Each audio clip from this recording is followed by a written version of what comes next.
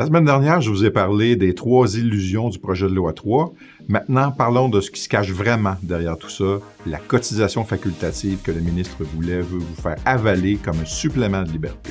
Alors que quand on y regarde de plus près, c'est surtout un cadeau empoisonné. Pourquoi? Parce que la force d'un syndicat, c'est la mise en commun de nos moyens.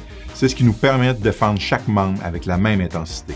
Peu importe son type d'emploi, son milieu ou les difficultés qu'il ou elle traverse. Si la cotisation facultative entre en vigueur, tout ce qui dépasse l'application stricte de la convention collective est à risque.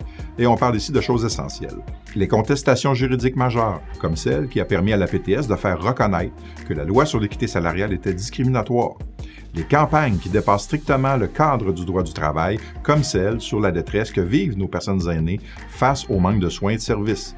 La participation à des mouvements sociaux comme notre mobilisation contre les violences faites aux femmes.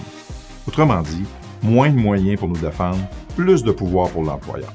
Alors oui, la cotisation facultative vous ferait peut-être économiser quelques dizaines de dollars par année, mais au prix d'une protection affaiblie, d'une défense amoindrie et d'un rapport de force dangereusement amputé. On n'est pas dupe, cette liberté de choix, c'est l'arme dont le gouvernement, notre employeur, rêve pour nous affaiblir. Et ça, c'est non. Pour le faire savoir au gouvernement, prenez une minute, littéralement une minute, pour écrire à votre député. Vous n'avez qu'à remplir le formulaire d'envoi de la lettre qu'on vous a préparée et que vous trouverez sur aptsq.com/PL3. Votre voix, ça compte et c'est maintenant qu'il faut l'utiliser.